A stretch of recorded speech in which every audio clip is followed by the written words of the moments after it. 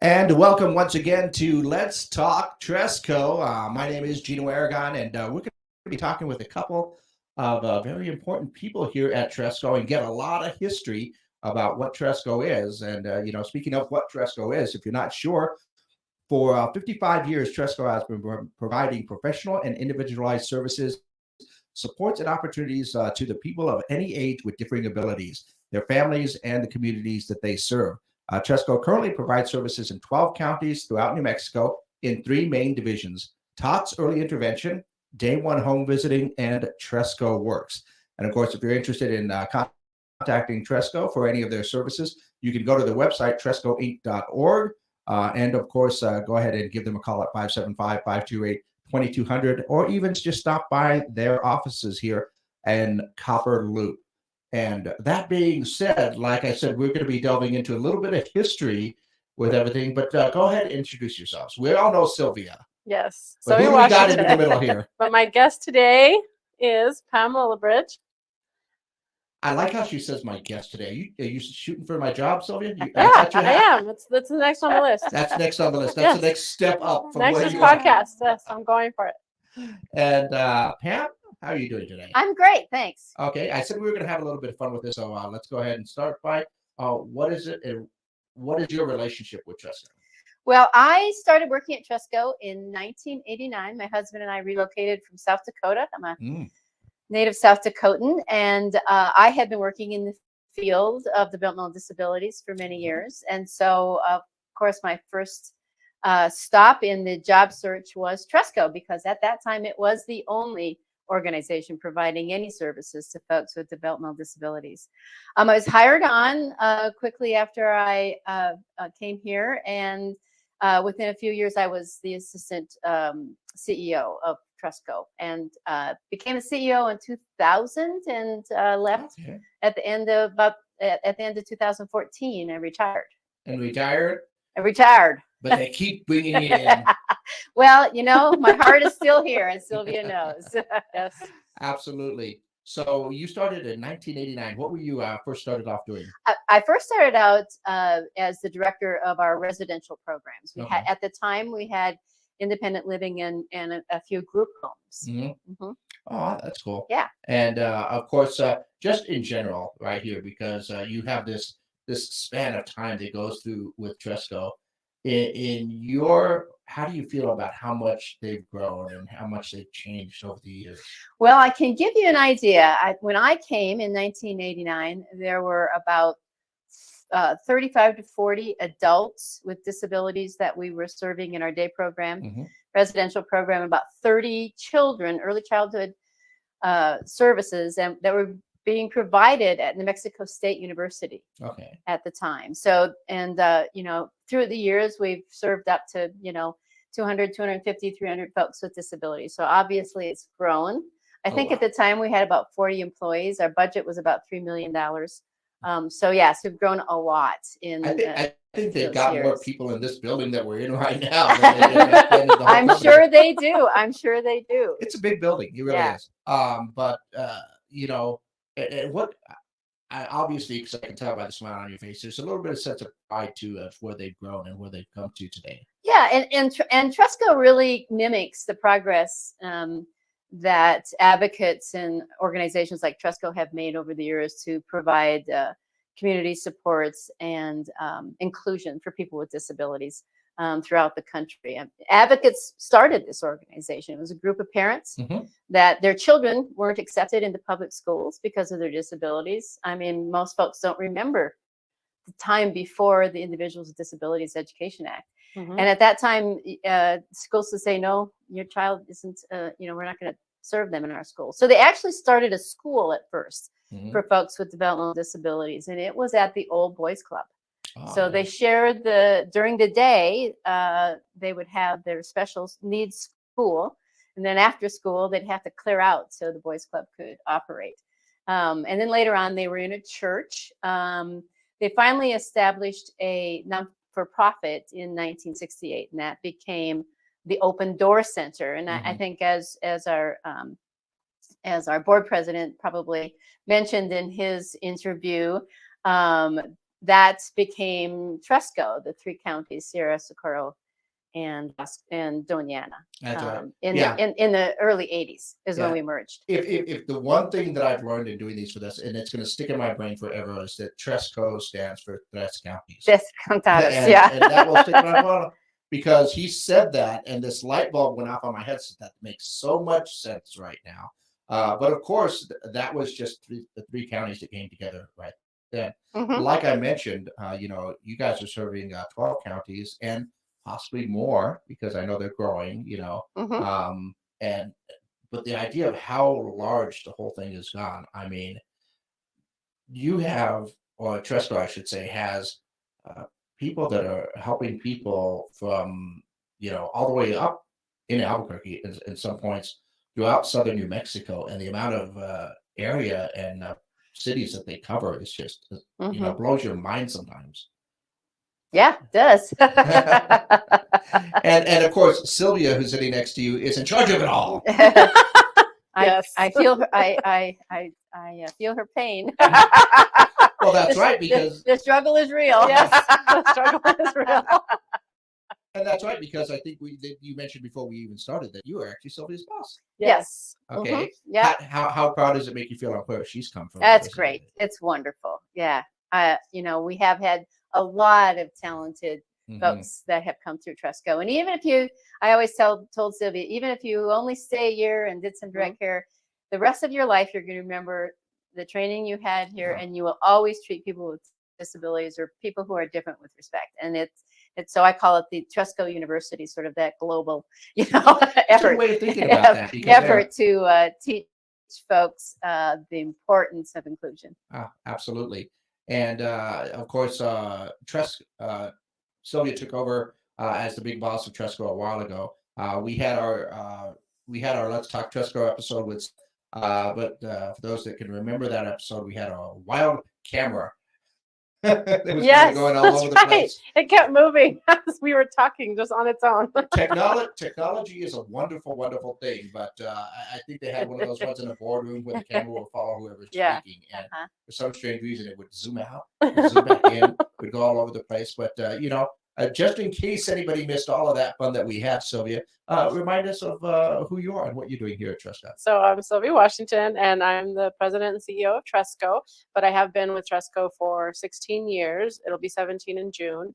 I started on my birthday in 2006. Oh. And I started as a family service coordinator in our Anthony office. You guys heard from Lily Alvarez a couple weeks ago. We started at the same time. She was a DS, I was an FSC in Anthony, and then I've worked my way up the ranks. And as you mentioned, when I became the director of children's services, it was actually Pam that was the CEO and the one that put me in that directorship position. So she was my supervisor while I was the director of children's services. That's cool. Obviously, you saw something in Sylvia that everybody can see now, and that and the work that she does with everybody. So, well, this business, it's a business, even though it's a nonprofit, and so you always have to have somebody who has the heart and the brain. The combination is important. So they keep telling me, but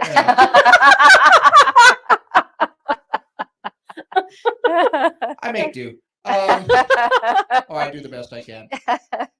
So it's interesting with your, like I said, the amount of history that you have with that, because I see you brought props with you.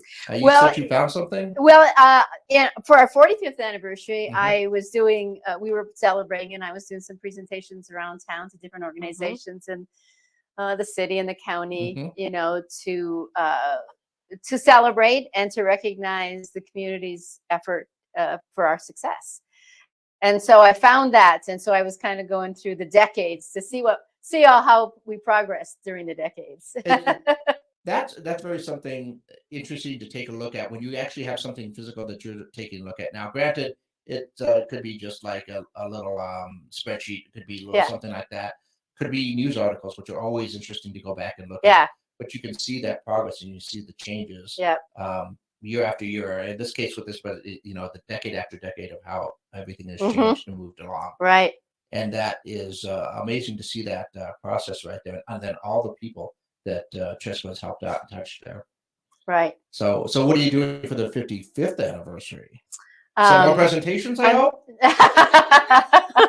I did put her on the spot when we hosted the green drinks with the Green Chamber. Oh yeah, that's right. She Yeah. came and I said, "You want to say a few words?" She's like, "I was not prepared." So That was yeah. a shit. I was not prepared. Give me the microphone. Yes, Ah. exactly. Maybe. And these days with Tresco, what is your involvement with everybody, with everything? Oh, just watching it from the sidelines. Mhm. Yeah, but I also serve on the Council for Purchase for people with disabilities. So frequently, the contracts that Tresco is vying for under the State Use Act comes before our council. So I get to see the contracts they're vying for and the people that they're employing. So that's kind of gratifying to see the growth there. And there's a lot of those contracts Yeah, right now. yeah. I know. And there's more on the way. I know that Tresco is constantly growing, constantly looking at expanding and doing other things and expanding their work area. You guys are going to need another office in a few other cities. Yes, that are I coming think up. so. Yes, we're gonna have to I have think you're working on some that. satellite sites. Yeah. Yes. Well, I think what's important to think about Tresco in many ways is they were a trailblazer in New Mexico for a lot of development for people with disabilities. Like I said, they're a trailblazer before they're accepted in school. They're a trailblazer. They're one of the first nonprofit organizations that was established. There's, I think, one other, the Arc of Albuquerque, that was probably older than Tresco, but also a trailblazer in employment. We were the first supported employment funded site in New Mexico in 1987. In 1989, we were one of the first to establish a relationship with the federal contracting Ability One program, with opening up the commissary out at White Sands Missile Range. And that started our relationship with White Sands and the contracts that we had out there. So in many ways, we also were a trailblazer when the state institutions were closed in the early 90s. We helped 50 individuals who have been living in institutions relocate to their own homes and communities here in southern New Mexico. So I think that we need to keep that trailblazing going. We need to keep that spirit going in Tresco and Sylvia. Oh, I think Sylvia can handle the job. I think she can do a great job there. Also TOTS. Yeah. And early intervention, one of the first programs in the state, and also one of the first programs to become approved for the Developmental Disabilities Medicaid waiver program. Okay. And one of the challenges in the 60s and 70s, when you talk about decades, was funding. There was very, very little public funding for services. It was pretty much all generated locally, either through their local advocacy group like the ARC. And so Tresco was able to start getting paid for their services through a public entity in 1974 when the Community Development Community Disabilities Program started. And that was a state general fund operation. It wasn't federal funding at all. And so just little by little, that funding came until they started the deinstitutionalization effort. Then some more money flowed in for services. But before that, it was a struggle. Okay. And that's why you didn't see a lot of other organizations popping up, because there was no money. There was no money. Unless you were struggling and getting donations and writing grants and that kind of thing. So and that's a whole other struggle in itself to try and do that. And don't get confused with the fact that Tresco is a nonprofit and they're a not-for-profit type of organization, but it does take money to run things, and it takes money to get things done. It takes money for the building and to the employees that you have that are going to go out and get these things done. What I always say, Sylvia: no money, no mission. No money. No money, no mission. Yeah, she had a little smile. As soon as I said that, I saw the smile on her face going like, oh, yeah. She's heard the preach. I remember the monthly phone call after she saw the financials. Oh, yeah. Well, when you talk about trailblazing and that struggle to get things going, I mean, even in your experience in your time, how much of a struggle that or pushback did you get? Because for a lot of times when you talk about people with disabilities, there was for the longest time a stigma attached to that. Well, and trying yeah. to overcome a lot of that with some of Yeah. the programs that you have and other things. One particular sticking point was always housing. People didn't want folks with disabilities moving in next door to them. And as I said, you know, My neighbors are going to be surprised. yeah, the progress of providing supports initially when people moved out of the institution, or we started big group homes, so we'd have 8 or 10 people living together. Okay. Then that kind of fell out of favor because, you know, that's not really normal. Mhm. 8 or 10 people don't usually live together unless you're Not from most a big situations, family. but yeah. Not independent adults. And so, Utah. yeah, and so we started closing those larger group homes, and Mhm. that was a pushback too, because the board and the community had put a lot of effort and money into establishing these group homes, and then then the state would not fund congregate living. They wouldn't fund more than 3 or 4 people living together. Okay. So we couldn't fund those group homes. So fortunately, we had Tresco had gotten HUD grants to build two large group homes, and the city community of hope. Okay. We were able to say, okay, let's help another community operation, and so the community of hope took those over as a transitional living for folks who are homeless. Uh-huh. And so that worked out fairly well because we couldn't get funding for that. But that's a struggle. It's a struggle to introduce folks with disabilities or differing abilities or being a little different into workplaces. Mhm. It's difficult to provide adequate transportation. Most don't drive, Mhm. and adequate public transportation. We advocated for transportation forever, and finally got folks, you know, riding the bus a little bit. And, Yes. yeah, and using that kind of a system. So, yeah, housing, transportation, employment, they're all a struggle. It's all a struggle. And every little bit that you get your foot in the door, then, you know, maybe the next step and maybe the next step. Yeah. But it's taken obviously 55 years for Tresco to establish that. And but we've made a lot of progress. People are now out and about in the community and not segregated and not limited to places they can go, places they can recreate and eat and work. So, you know, but it's still a struggle. I know. I feel like almost that there is always going to be a little bit of a struggle for all of that. Yeah. For that acceptance in some ways. But it's nice to know that that it has changed a Yeah. little bit. And like most of the employees that I've talked to right here really feel that sense of pride for the work that they do and that and to get some of the independence that a lot have. And sometimes you know, just having that makes that person's life so much better, which makes everything else more acceptable to everybody else Yeah.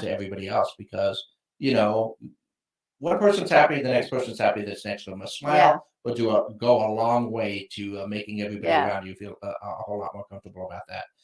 But it is pretty interesting because one of my first experiences with Tresco was the Tresco Works program and having a lot of people that would come out and work for some different companies and doing different things. And I had never experienced that anywhere else except for here in Las Cruces for the first time. So that was very interesting to go ahead and see that. But I also had a little bit of sense of pride in that as well, because as I found out with one of my first interviews here, have a hearing problem, and sometimes a lot of people are affected by that. And they'll end up treating you a little bit different if they find out about that, and it's really weird to me. Now, luckily, I have a job where I have headphones on all the time, so for the most part, you know, things are pretty good. And that's why I said my neighbors might be completely surprised, but once again, headphones. I'm courteous to my neighbors, even though I listen to things really, really loudly. But it is interesting that even and something slight as that, some of the pushback and some of the stigma that is associated with that. But and then you guys go above and beyond with a lot of the different abilities that you help people out with, and that is amazing. Yeah, yeah. As a social movement, though, I mean, it's moved pretty fast, you know, in our country. Because when I started in this field out of college, I was working in a state institution where we even had children, very young children, because, you know, in those days, if you had a child with a disabilities, many times you were recommended to go ahead, put them in an institution, and just sort of forget about them. Wow. You know, so I mean, Yeah, sad. Yeah. So I worked in an institution, and they had children from the age of a few months old. a few Wow. months old. That is so Yeah. So as a, difficult to wrap my mind around right. something So as a like social that. movement, it's gone pretty fast, and you Yeah. can, and like I said, Tresco sort of mirrors that social movement. You know, we established community services. We started employment services. We worked with early intervention, and so as the movement grew, I mean, Tresco has been a leader in making sure that we're pushing that movement all the time. Absolutely, and that is a great thing to go ahead and get done here. Like most people, as everybody can only speak from some of their personal experiences, but the fact that it's out there in the community and a lot more people will run into things like this will help out that and Hmm. help push that a lot more. I think, Right. in my personal opinion. Yes, yeah, yeah. It really does. It really does take acceptance, and that's exposure. That's having people having you seeing those people in your daily life, in church, in your employment, and at the movies, anywhere that you're at, Mhm. and the acceptance comes slow, but it comes. Yeah, but I think it's great for you mentioned having kids in an institution like that, which blows my mind. And Hmm. I can't even think about that because a friend of mine who started off as a teacher, and they had some of the inclusion classes, and they had Hmm. some of the students that were coming in there, and these are just kids, just Yep. like everybody Yep. else. And even a friend of mine used to have an in-home daycare center that I would help her out with, and one of the kids was uh, differently able, but we had more fun, just the two of us, than Hmm. anything else like that. And the only sad thing she was so young when we were watching her, and right now she's like graduating, she's like 18, 19 years old. And she doesn't remember quite exactly how much fun I did. She kind of remembers me, but she doesn't remember any of that stuff like that. So, but it doesn't matter because I remember. Hmm. I remember rolling around on the floor, because she wanted to go into this one room, and I said, "You can't go into that room." So I got down on my hands and knees, and had a little soccer match, I guess, where she was trying to get past me, and we were laughing and rolling on the floor. It was so much fun. It was absolutely bad. She doesn't remember that, but I get a smile on my face every time I think about it. Yeah. Well, So you can't prepare people to live in the world like we are by living in an institution. So no, oh, absolutely there's no not. way. Yeah. But I think that was part of the whole institution thing, was that they weren't preparing anybody to live in the world. They were just No, hiding them away. that's exactly it. That's exactly. And many folks that ended up in state institutions may have had hearing impairment, and they may have had absolutely normal cognitive skills, Mhm. but they were relegated to living in an institution. Yeah, that I try to fake that every single day. So Good. Good. no, one would say that my cognitive skills are pretty good, but my hearing is selective. At least that's what my mom used to say. I hear what I want to hear when I want to hear it. I think But that's all of us. that, for the most part, except I have medical proof that this one doesn't work and this one's going, and eventually it would come out there. But when I was growing up, Hmm. that was one of those things that it really wasn't. I don't know. I don't even want to say that I might have been one of the first type of people that a lot of other kids had to deal with that had a hearing problem. But it was interesting that I went to a private school, so there was a lot of things that they did differently in the private school than they did in some of the public schools.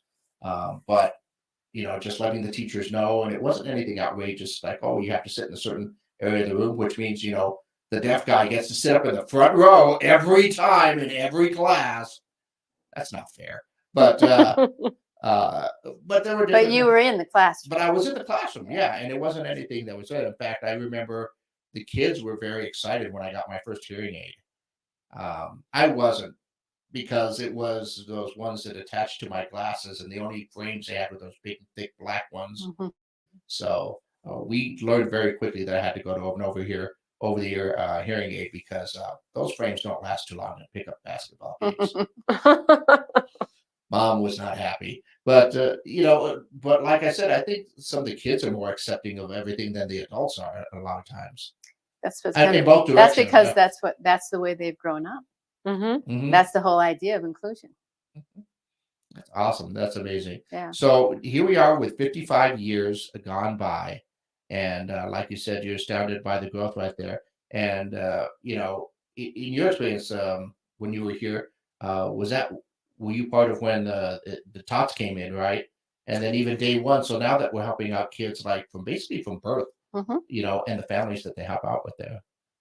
Yeah, the TOTS program started in the late 70s. 1979? Yeah, 1979. 1979. Grew extensively. The big change that we went through when I was here was changing the service delivery model from the families coming to us going to the families. Mhm.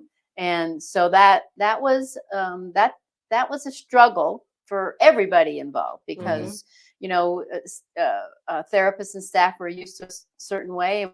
We had classrooms where we could uh, create therapy through interaction and that kind of thing. And so having us go to the family was a change. Mhm.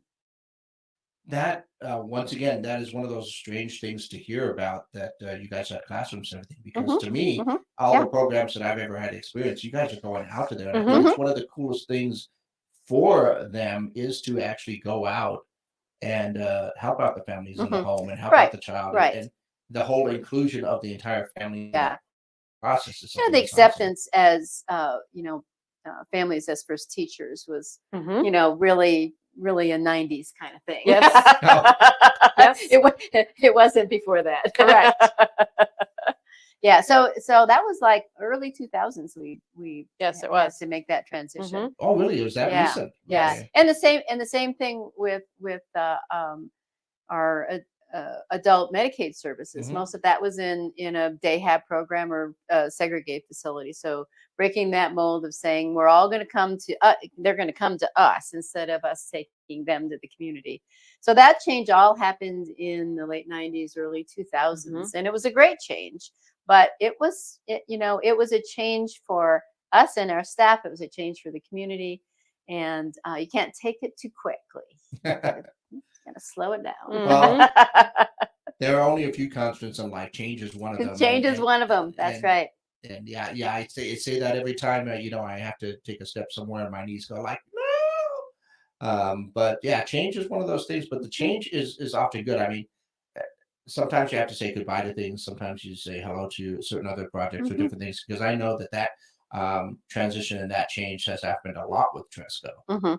as far as adapting to what some of the different things are right Right. now. Adapting to what the community needs, what your consumers need, what your funders need, Mhm. and what the stakeholders, parents and family members and employers. So our stakeholder list is long, Oh Mhm. yeah. and they don't always want the same thing. Do they, No. Sylvia? Sometimes they will want very different things. Yes. I Right. don't think. So, but it's good. That tension's good because that's what makes you move forward. Yeah, and that those conversations that you have with the stakeholders, the conversations that you Mhm. have about what is it and what direction can we move in, what Mhm. are we set to move in, maybe Mhm. something that we can look at in the future. Yeah. But to have those conversations are so very very important for any business or any Mhm. shoot. I almost said something bad. But any person as an individual to go, you have to have Mhm. those conversations about what's next. Yeah.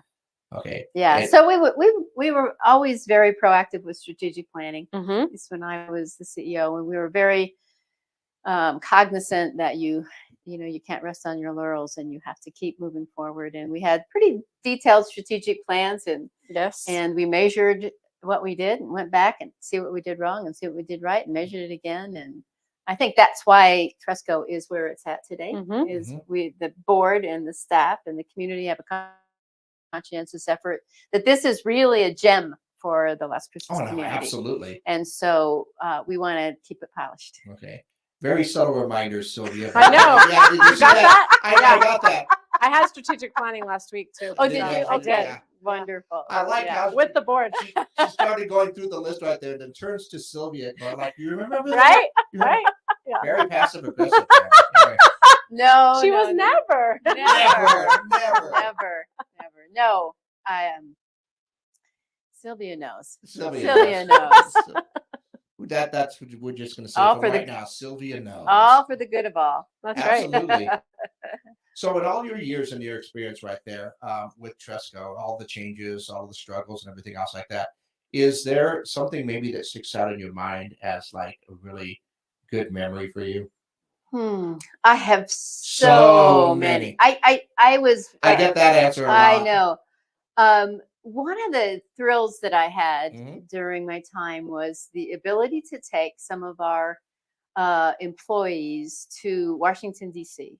Yeah. and have them become part of a grassroots effort to expand employment programs for people with disabilities, Mhm. and to have them get their own voice and their own story, and be Mhm. able to go and tell our representatives and senators why it's important, why having the state and federal governments consider contracting with agencies and individual entrepreneurs with disabilities, because the job creation is a win-win-win. Oh no, absolutely. People make money, they depend less on public benefits, they're paying taxes. Mhm. So all of those things are important. So I think that was really fun. I took really great folks, and they represented Tresco and their fellow coworkers well, and I really enjoyed that piece of it. It was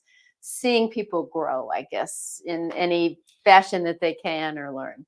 Well, you'll be proud to hear that tradition continues, because I know Yes. that they took a trip to We still Washington. do Yeah. grassroots. And Yes. I'm going to tell you this: that trip to Washington was actually very fun for me, because we got to do a Let's Talk Tresco show live Oh, from via the internet oh.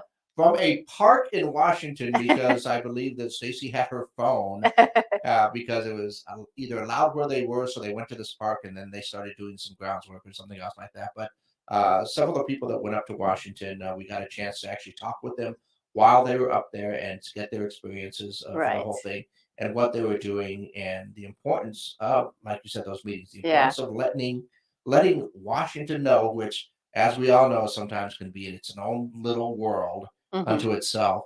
The importance of what Tresco does and other programs like them. Yeah, I mean, it was really a transition for having people advocate for folks with disabilities, for them to advocate for themselves, and that's Mhm. another progression that's happened over my time in this field. There's no one who can speak, more fluently about their struggles and their successes than the person themselves. Yeah. And so, we've taken folks to Santa Fe and Mhm. DC, and Oh, yeah, that's it's right, been yeah. that I guess that's a memory that I'll always have, is how That people grew in being their own advocate. Oh no, absolutely. And I'm trying to remember who went up on that trip this last time. Sean. Sean, that was it. Sean. I don't know Sean. why Sean escaped my mind, because Sean was one of the first interviews I did, and Sean and we could have taped everything that we talked off mic and off camera, because we hit it off pretty well. Great. With both of our personal experiences, because of his hearing disability and mine. I mean, we talked everything from hearing aids to anime, because he happened to see some of the screens on my computer, and beyond. We had a blast talking. Just about And that everything. certainly is something that's has been fun to watch too, is technology assisting folks with disabilities, and helping them navigate the world a lot easier. Oh yeah, you talk about technology, and I know this is kind of off the wall on this sector, but this is the way my mind thinks when you mention about how much technology has come along. I recently discovered a comedian, okay, that has multiple sclerosis. Mhm. He can't speak; he's mute, because it affects the way that his muscles work. Mhm. But our phones are there with him, and he Mhm. uses text to speech. So he swipes out his text with it, Mhm. and that's how he can talk to people, and Mhm. everything else like that. Mhm. So he can do that, and the phone just talks for him. Now he has actually, I think he's only been doing it for 6 months. He's based in Austin right now, um, and what he does, he takes a Bluetooth speaker with him, connects his phone to it. When he gets up on stage, he takes the mic off the stand. They have a table set up there. He puts a Bluetooth speaker on the table, puts the mic right on top of the Bluetooth speaker, and then continues to do a stand-up comedy set just right by swiping right there. Mhm. And I'm going to tell you this: he is brutal and hilarious. You know, I'm a big fan of comedy, and I found this guy online, and I can't stop watching some of his Yeah, stuff it's because incredible because I remember the first time we had a touch talk, and it was a person with cerebral palsy, so they had a headset and a pointer, and they had to actually point out each letter with their headset. How slow that was. yeah, And now, like you said, they can do it with their phone so much quicker. And yeah, and that's what he yeah. had. He had cerebral palsy, and Yeah. he said he's from Canada and he's French Canadian. But he found out he's only French Canadian on his left side because that's the side that's affected. There was a doctor in the audience. He asked the doctor if he could cure his French. Obviously, there's no cure for that. So, but like I said, when you talk about technology right there, and then the way advancements in technology, even the past few years, I mean, think about Right. this. 10, 11 years ago, there was no real smartphone. We had kind of PDAs, Blueberry, but the idea of the smartphone and what it's been able to do for everybody, and especially with those with disabilities and what they have. Right. And technology and keeping people safe in their home, having sensors so if they're up and got their medicine. And so there's a lot of great things happening with that too, to assist with independence and keeping as few people out of their business as possible. Well, that's a whole other rabbit hole about privacy and smart devices. But we're not going to get into that. I'm not going to go down that they way. may not have had a lot of privacies before either. So Yeah, no, that's true. it's creating some privacy for them. Yeah. Well, a lot of people talk these days that we are the product. They're selling us and our information than anything else. But you know what? Like you said, with the technology that's helping everybody out, I'm willing to go ahead and do that. And as long as, like I said, it just kind of blows my mind how quickly and how exponentially that those advancements will take place.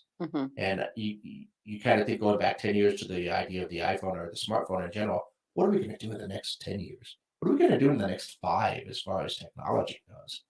That's an exciting thing. And, when you talk about struggles and everything else with Tresco growing, that's something that Sylvia has to worry about now as far as technology and what you guys can do with there. That's right. That's right.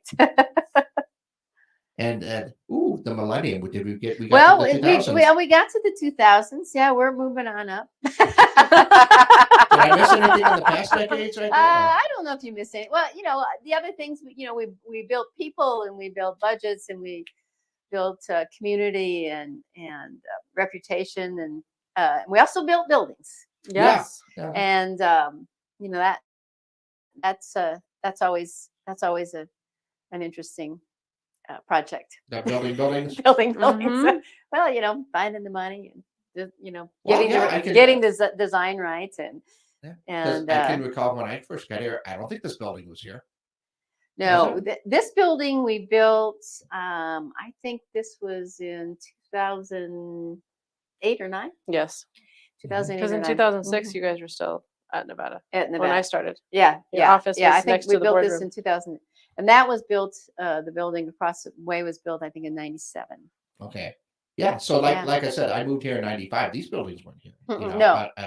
No. We had bought this property, I think, about in 95 or 96. And we built that building first. And then this one, I think in 2008 or 9. And then we bought the property next door. So, yeah. And as I alluded to before, with the amount of area that you cover, you've got buildings going up in other cities right now. So you're right. And with that expansion continuing, there'll be more buildings to come in the future, I'm sure. Yeah. And you have to worry about it all. She'll be fine. No, she'll be fine. You know what? I kind of joke around with that, but Sylvia does a great job, and I no doubt in my mind that she can handle anything thrown at her. More likely due to your guidance and. Are you saying all the things she threw at me? Yes. Yeah, pretty much. I stayed until she figured it out, though. Those late nights, did you get it yet? Nope. Okay, well, let's keep going. Well, the people business is every day. business is Every day is an interesting. adventure in the Oh, people yeah. business. Yes. So People business is a Correct. very interesting thing Yeah. overall. Yeah. Like that. Hmm. I'd like to say I'm a consultant, but I'm, no, I just like to watch other people. Yep. But it Phone's ringing.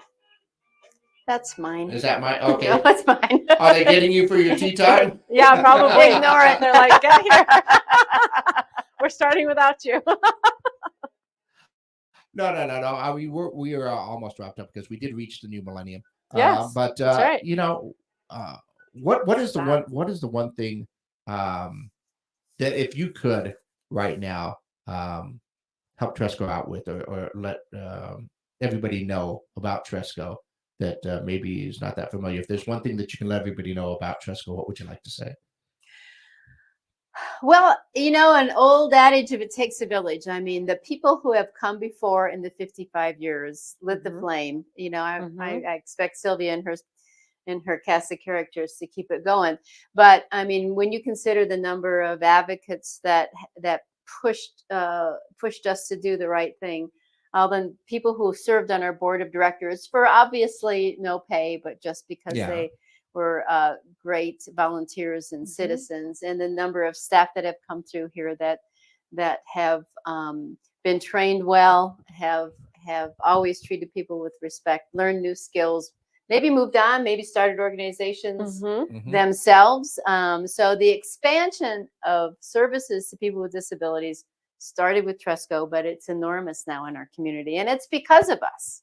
I mean, it's because we lit the flame, and Yeah, and I then- think that's, I think that is an important piece of history that I want people at Tresco to understand. There you go. And Sylvia will just continue on Yes. Yes. and letting and everybody share know. that. Yes. I feel bad She's because so we've been getting a thank lot you. of history for you, and Sylvia's just been sitting on the side going, Yeah. yeah. No, it's yeah. been great. Yeah. And that's what this was for, because we're celebrating 55 years. How better to talk than to talk With about a the lot of the history? history. Yeah. Because I mean, everyone's like, okay, what are you going to do for the next 55? But to really celebrate what we did in the 55 is a big part of what we're wanting to celebrate this Mhm. year. Right. So a lot of people came before that have broke down doors and barriers, and not just people who at Tresco and worked at Tresco, mainly our consumers. I mean, they proved themselves. They know, Well, what their what capabilities have maybe been hidden under the barrel and brought to light, and also community members that have helped Mhm. us, and employers, business folks that have helped us, all the people that we are, our vendors have been very Mhm. supportive of our Yeah. mission, and so it just really a lot of folks to thank for those 55 years and the success. Yeah, and the 55 years that you've been around, there's been a lot of people that have been touched and affected by what Tresco does. Like a couple weeks ago when I spoke with Lily, it was interesting to hear that perspective of someone who came to work for Tresco, then also ended up utilizing the services. Mhm. And then, with seeing that from both sides, from the person that would go out there to help out the other families, and then, Mhm. on the receiving side Mhm. of being able to help get those services as well. So it was a very interesting perspective in that way. Yeah. And, And- and also a big economic impact when Oh, you look yeah. at the size of the organization and the economic impact of community and public dollars saved through our services. Mm. Early intervention, once they get caught up, less services in the public schools. Mhm. Once people get employed, less public benefits come their way to support them because they're supporting themselves. Mhm. The wages that we pay in the community, they spend all their money here. Mhm. So the economic impact of the organization can't be minimized either. Yeah. I can absolutely guarantee that I spend all my money here. Sometimes more than I want to. But I think that's just everybody in general. No, the impact that Tresco has had in the community, in the economic community, in just in general for the community, with all of those that have all the different abilities that they Mhm. have, from those select communities to parents, families, a whole thing like Right. that. It is quite the impact that Tresco has made in the past 55 years, and something, cliche to say maybe, but what's coming into the future is going to be exciting. I think for a lot of people that are part of the program right now. Mhm. And that is something that, we look forward to the future right there. But it's always great to look back at the past and see all of those struggles that everybody has gone through. And oddly enough, how much fun everybody had Oh, going lots through of that. Oh Yeah. yeah, The one thing that is very apparent with you, Pam, is that you have not stopped smiling since we're talking. Even all the and the struggles laugh. You and could the always laugh, hear and the the laugh laugh. when she was in our building. We had lots of fun Mhm. meetings, didn't we? Oh yeah, Yeah, even For though sure. even though some of them were not as fun as others, we always ended with a smile and a laugh. Absolutely, Yes. because that's where you got to end things. And speaking of, I think that we can thank you for stopping by and letting us know about this. Is there anything that we missed or anything that you wanted to make sure to let everybody know before? No, just No? no. Keep on keeping on. Ah, there you Yeah. go. Yeah, Mhm. absolutely. Thanks for coming in, Pam. I really appreciate that. Thanks, Sylvia, for bringing Pam. Is there anything that you wanted to let everybody know before we get on out for this week? No, I think just thank you for Yeah, coming sure. on. Thank you for going through the history. I think it really does add value to when we're telling everybody we're celebrating 55 years. It is a big, milestone, but what does that mean? And I think Pam really put some definition into what it means for Tresco to be celebrating 55 years. Yeah. So thank you. You're welcome. All right. That's great. Thank you. No problem. Glad to have you on. Maybe sometime when we get to 60. Hopefully, I'll still be around. You Yeah, and me she both. will. Yeah, I Yeah, think she whether will. yeah, you'll be around and you'll probably say, "Hey, I got a tea time after this." So Make it quick. make it quick. Pick up the pace right here. So we don't want Pam to miss her tea time. So thanks a lot for coming in, and thanks a lot, of course, for tuning in to Let's Talk Tresco. In a couple of weeks, we'll have somebody new that we can go ahead and talk to and learn more about what Tresco does for the community and does for everyone here. I love hearing the stories from everybody that's worked here. So once again, thanks for a lot for tuning in, and we will see you.